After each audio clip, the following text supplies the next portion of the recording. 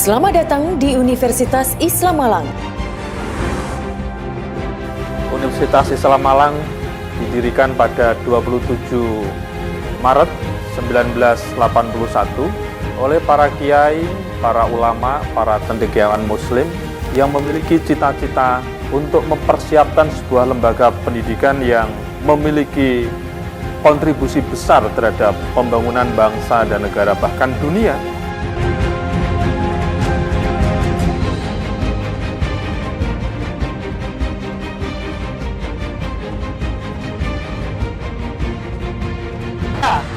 Unisma perguruan tinggi yang tepat untuk mencetak insan yang cerdas secara intelektual, spiritual, dan sosial, dan akan mengantarkan anak didiknya ke gerbang mobilitas akademis ekonomi sosial. Takwa, mandiri, profesional, berkhidmat untuk menebar rahmat. Unisma dari NU untuk Indonesia dan peradaban dunia.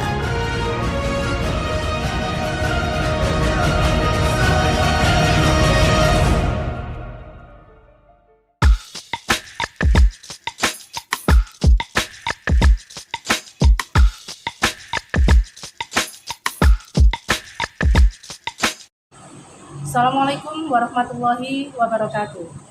Perkenalkan, saya Krisna Arlin Septiana, Guru Bahasa Indonesia SMA Darul Ulum 1 Peterangan Jombang, sekaligus sebagai mahasiswa PPG dalam jabatan Angkatan 2 tahun 2023 di LPTK Universitas Islam Malang dengan NIM 223040711128. Assalamualaikum warahmatullahi wabarakatuh. Waalaikumsalam warahmatullahi wabarakatuh. Silakan dipimpin berdoa dulu. Berdoa mulai. Bismillahirrahmanirrahim. Alam nashrah laka sadrak wa wada'na anka wizrak alladzi anqadha dhahrak wa rafa'na laka dhikrak. Inna ma'al usri yusra, inna ma'al usri yusra, fa idza faragta fansab, wa ila rabbika farghab. Sudah. Yang tidak hadir sekarang siapa atau lengkap? Lengkap ya? Iya. Ya. Sebelum kita ke materi, saya akan menyebutkan tujuan pembelajaran hari ini, yaitu melalui pendekatan titik dengan model pembelajaran discovery learning yang dipadukan dengan metode tanya jawab, penugasan, dan presentasi berbantu dengan media video YouTube dan kuisis. Peserta didik dapat menyebutkan nilai-nilai dalam kehidupan dalam kurun teks cerpen. Saya akan memutarkan sebuah video motivasi untuk kalian.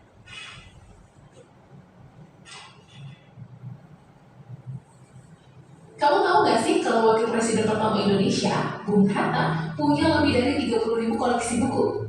Nah, kalau kamu sendiri udah berapa buku yang kamu baca sampai hari ini? Kalau kamu jawab nggak terhitung selama geng, artinya kamu udah tahu seberapa penting baca buku buat kehidupan kamu. Tapi kalau kamu jawab baru sedikit, juga nggak masalah kok. Kali ini kita akan bahas banyak hal positif soal buku yang bakal menginspirasi kamu untuk jadi rajin baca buku.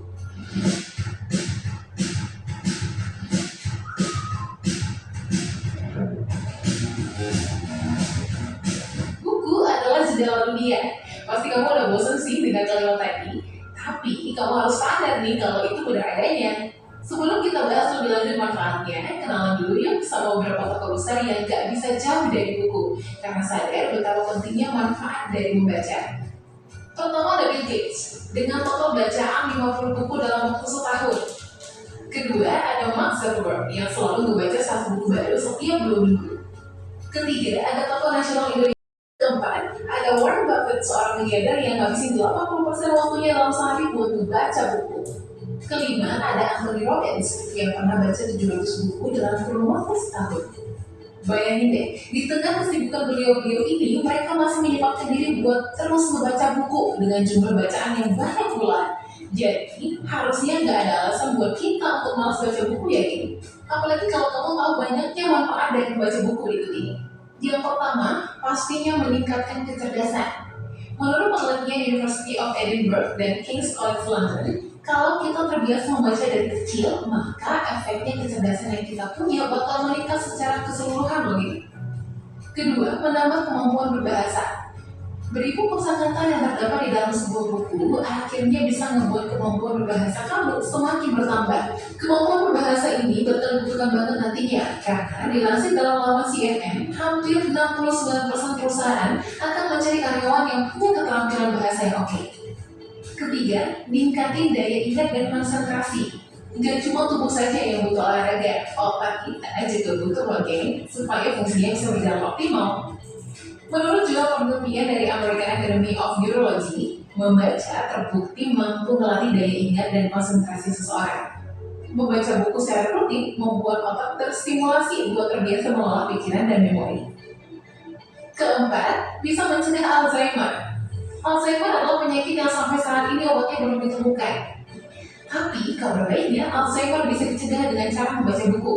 Kalau kata penelitian dari Rush University Medical Center, otak kita sangat dipengaruhi sama apa yang kita kerjakan geng. Salah satunya lewat membaca. Kelima, baca buku bisa menumbuhkan rasa empati. Menurut hasil penelitian dari The New School for Social Research, membaca buku, terutama dengan bahasa fiksi, bisa membantu kamu buat memahami segala emosi yang orang lain rasain dan juga apa yang orang lain pikirkan.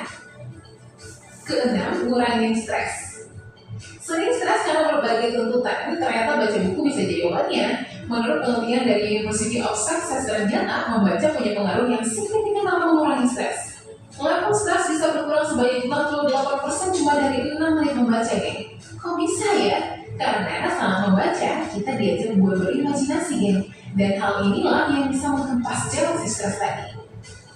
Ketujuh, bisa membuat tidur jadi lebih nyenyak. Yang sering begadang dan susah tidur, kayaknya mesti mulai baca buku nih. Menurut National Sleep Foundation, membaca buku sebelum tidur bisa menenangkan tubuh dan pikiran kamu loh. Dan hal inilah yang bisa membuat tidur kamu jadi lebih nyenyak. Nah, itulah berbagai manfaat yang bisa kamu dapetin lewat membaca buku, geng. Ternyata membaca buku itu banyak banget manfaatnya kan?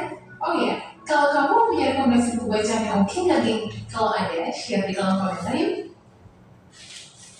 Nah, di situ tadi motivasi untuk kalian yaitu buku itu sangat penting yang harus kalian baca setiap hari. Kalau orang harus baca buku, jendela itu juga tidak akan terbuka. Untuk ini motivasi untuk kalian. Setelah saya putarkan video ini, saya akan memutarkan satu video lagi yaitu mengenai materi kita hari ini. Saya putarkan dulu ya.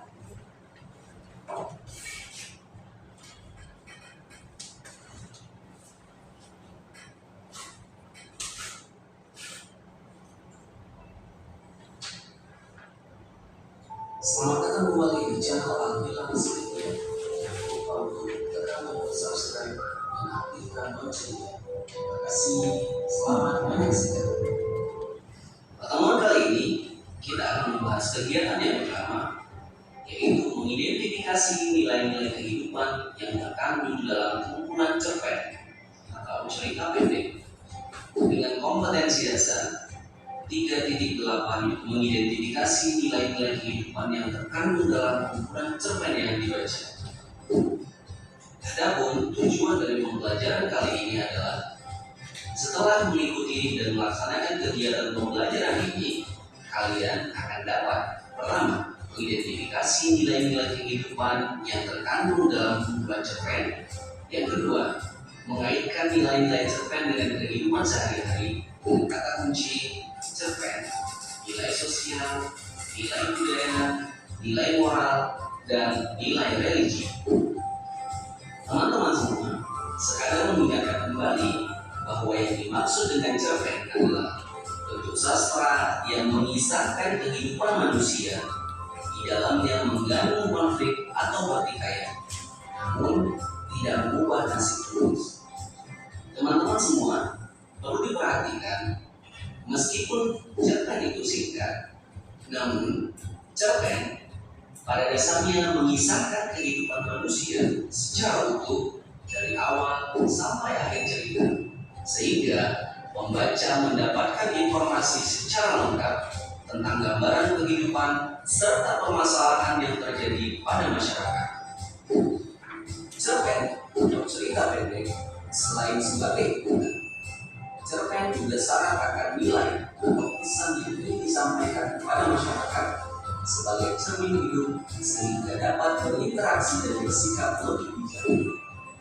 Nah, secara garis besar, nilai-nilai yang terdapat dalam cerpen diantaranya seperti nilai moral, nilai sosial, nilai agama, nilai budaya, nilai politik, dan lain sebagainya.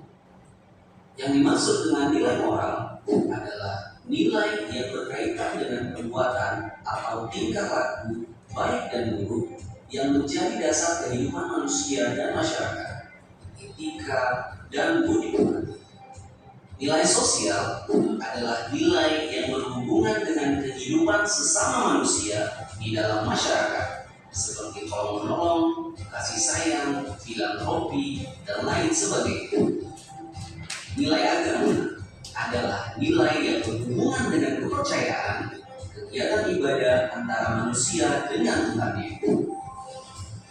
Kemudian nilai budaya adalah nilai yang berkaitan dengan adat dan kebiasaan yang dilakukan manusia dalam kehidupan pada masyarakat tertentu. Nah, nilai-nilai ini terkandung di dalam cerpen. Bisa satu nilai, dua nilai, dan seterusnya. Intinya, di dalam cerpen harus mengisahkan tentang nilai-nilai yang dapat dipetik hikmahnya dan bermanfaat bagi pembaca. Nah, teman-teman semuanya, sampai di sini teman-teman sudah belajar tentang nilai-nilai yang terkandung di dalam cerpen. Bapak sudah menyediakan banyak cerpen di dalam sebuah website yang bisa kalian akses secara. Sudah. Itu tadi materi yang akan kita pelajari hari ini. Mengenai apa? Cerpen. Ya, nilai-nilai dalam Cerpen. apa saja tadi? Moral, sosial, agama, budaya. Tadi sudah paham ya?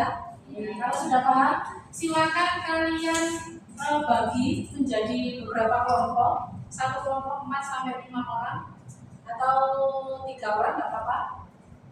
3 orang ya, 1 sampai 3 orang dari 1, 3 sampai 4 orang. Boleh, silakan. Sudah ya. Ini saya bagikan KPD-nya. Nanti silakan kalian kerjakan.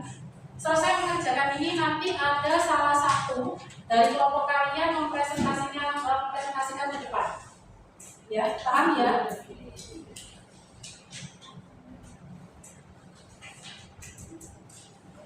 Bisa langsung dikerjakan di lembaga KPD-nya.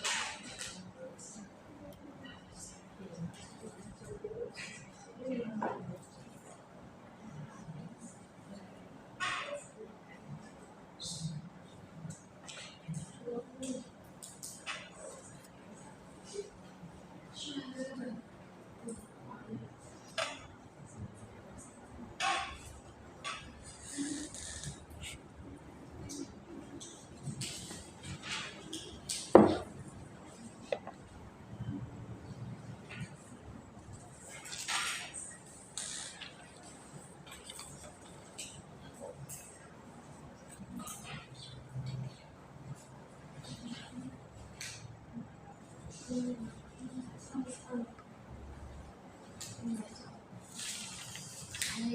mana soalnya? Tentukan nilai-nilai yang terdapat dalam teks cerpen tersebut. Berilah bukti pendukungnya. Jadi nilai yang ada di teks ini benar.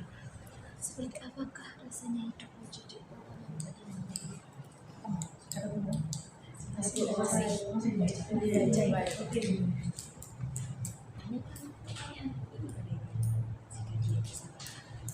Maka yakinlah dia akan melancarkan jawabnya karena dia lahirkan tadinya.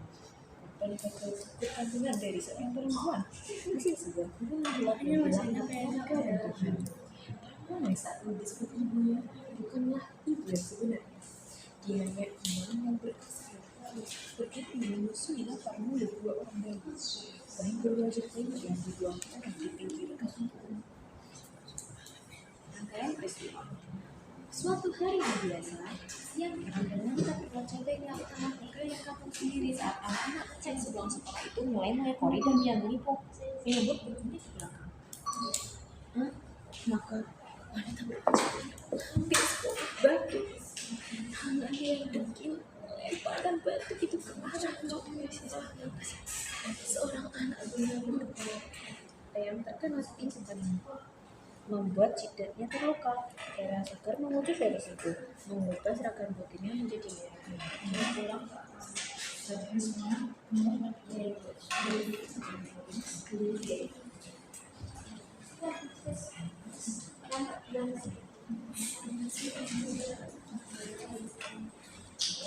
Nilai yang tersebut itu nilai moral.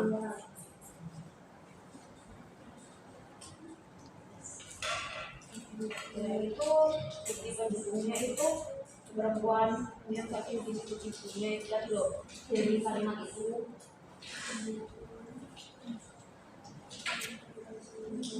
hidupnya tapi boleh kalimat ini masih dari perempuan yang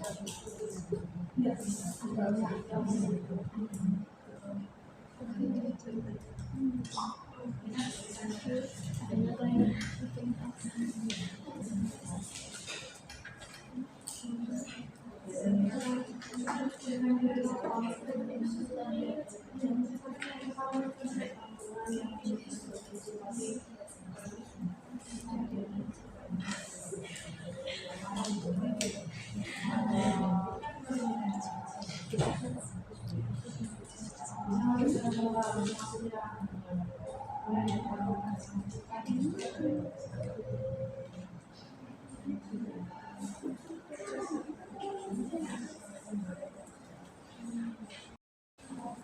simak? Ya, kalau sudah silakan nanti berkelompok diwakili oleh satu orang yang mewakili kelompoknya masing-masing. Kelompok yang lain nanti boleh bertanya mengenai yang dipresentasikan oleh kelompok lain. Kelompok pertama yang ingin presentasi, masuk ke maju.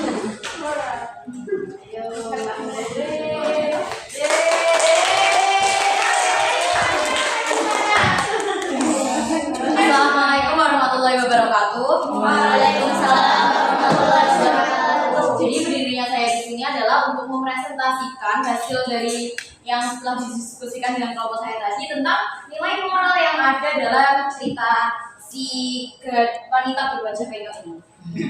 Yang pertama, nilai moral yang didapatkan pertama adalah nilai moral. Pendukungnya adalah perempuan yang saat ini disebut ibunya bukanlah ibu sebenarnya. Dia hanya inang yang berkasihan. Lalu bergantian menyusui lapang mulut dua orang bayi yang berwajah penyok di pinggir kampung, yang dibuang di pinggir kampung. Ya, ini adalah aktif dari kehidupan sehari-harinya itu. Sekarang tuh zamannya anak remaja sekarang itu kayak berhubungan di luar pernikahan. Habis itu mereka punya anak, ya mereka hamil. Tapi mental remaja yang saat itu kan belum terbentuk, jadi mereka itu kayak membuang anaknya seperti itu. Ya karena kan tidak menginginkan. Terus nilai yang kedua adalah nilai sosial. Bukti pendukungnya adalah dia menggigil lebat tanpa ada yang tahu keadaannya. Dan itu ininya apa? Bukti apanya sih? Ya, anunya pokoknya zaman sekarang ini banyak orang atau manusia yang kurang peka terhadap keadaan orang sekitar. Ya kan, dari itu menggigil hebat. Jadi orang kayak nggak ada yang peduli sama si wanita ini. Terus yang ketiga nilai agama. Korban gagal gugur kandungan dari seorang perempuan hasil sebuah hubungan gelap yang dilarang Tuhan. Ya ini apanya itu dengan kehidupan sehari itu jangan sekali-kali kita mendekati zina, karena zina adalah perbuatan tercela dan dilaknat Tuhan. Dan yang ketiga adalah nilai budaya. Suatu hari yang biasa, siang terang dan wanita berwajah penyok tengah berkeliling kampung sendiri saat itu. Bermuka penyok itu maksudnya gimana? Ya jadi ini tuh dia itu bermuka penyok karena kan di awalnya itu kayak kan dia berasal dari hubungan yang tidak diinginkan, alias dia itu melakukan hubungan di luar pernikahan. Dan lalu kan sekarang dia itu mau digugurkan. Jadi kan ada kalimat korban gagal digugurkan. Dan itu dia mau digugurkan karena ada insiden itu tadi loh. Jadi digugurkan kandungannya, kemudian tapi anaknya nggak gugur, anaknya kuat, akhirnya fisiknya yang Ya, terus ada ya nilai agama. Bukti pendukung itu korban gagal gugur kandungan dari seorang perempuan hasil sebuah hubungan gelap yang dilaknat warga negeri. Aktualisasinya itu dalam hukum Islam, menggugurkan kandungan itu dilarang.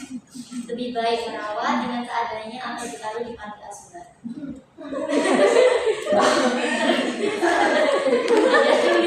Ada nilai budaya. Suatu hari yang biasa, siang terang, dengan wanita berwajah penyok berkeliling kampung sendiri saat anak-anak kecil pulang sekolah dan mereka mulai mengekornya dari belakang. Aktualisasinya itu banyak adalah anak kecil yang kurang sopan santun dalam menyikapi orang yang lebih dewasa atau lebih tua. Jadi anak-anaknya itu gimana ya? Zaman sekarang itu setiap bertemu anak itu jarang ada yang saling atau lebih membungkukkan badannya itu. Terus ada yang terakhir ada nilai pendidikan. Bukti pendukungnya itu pada malam biasanya ini wanita berwajah penyok mendapat segaris cahaya dari lubang tadi. Aktualisasinya kesendirian itu terkadang menjadi penyakit yang susah untuk diobati, terlebih bagi remaja yang hampir dewasa. Dari cerita di atas, seorang perempuan itu terkadang bukanlah penyembuh, namun bagaimana kita sadar dan membuat kesendirian kita itu terobati dengan menikah. Masya Allah. Masya Allah.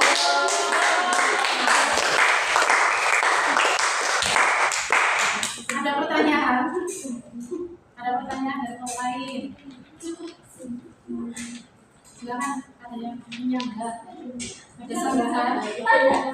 Tanya. Nomor 1? Sudah.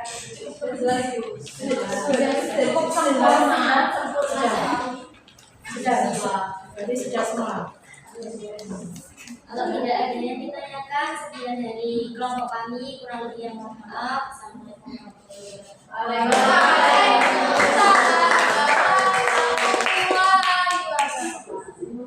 Nomor berikutnya.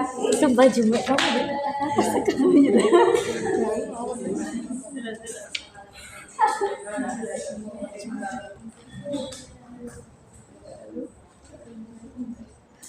Junjung di daerah tersebut. Kemudian kebiasaan yang kalian lakukan setiap hari, yang menjadi kebiasaan kalau di pondok, kalian biasanya saling dengan penyanyi, saling dengan ibu guru, itu adalah kebiasaan.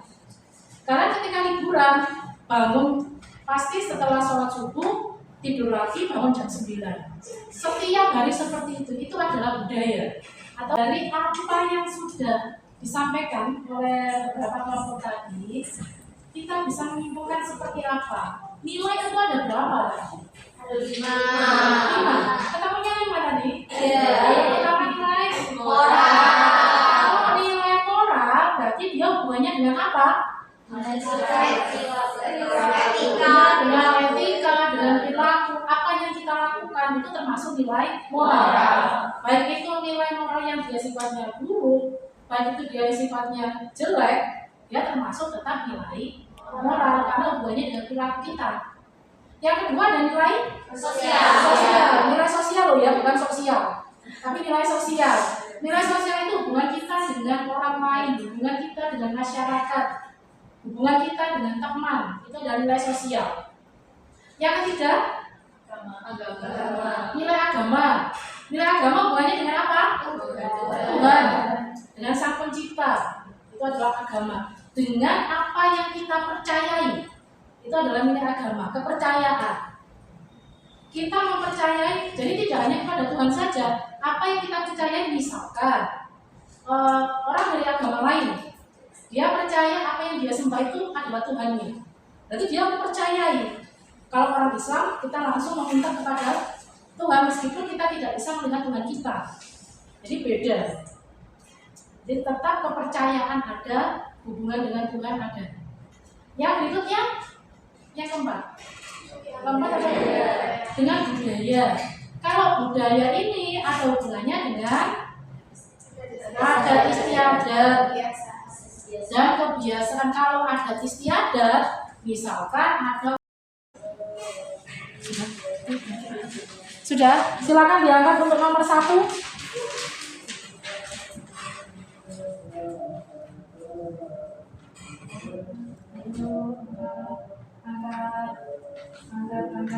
Angkat.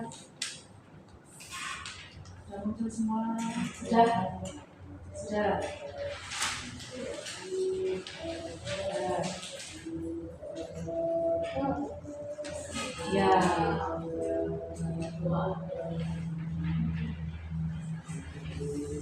Sudah kedua?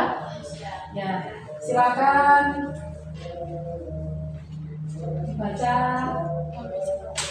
atau jawab.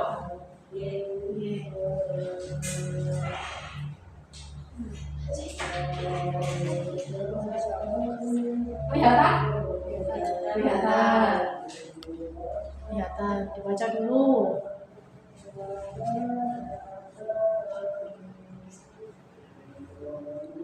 Sudah. Angkat jawabannya.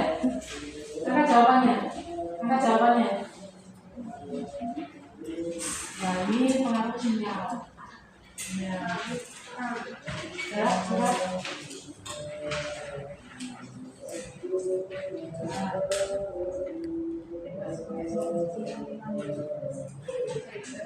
Angkat.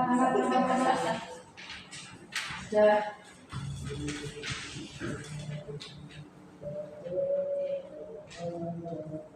Itu jawabannya. Dicek.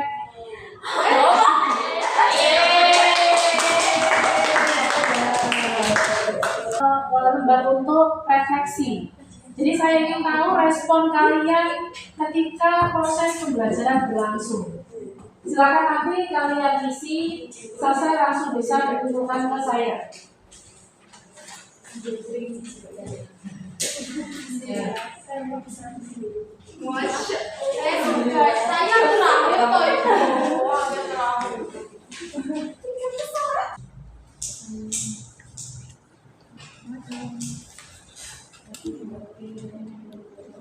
Ini kalian tadi mengungkapkan apa yang kalian rasakan ketika pembelajaran, apalagi tadi menggunakan krisis.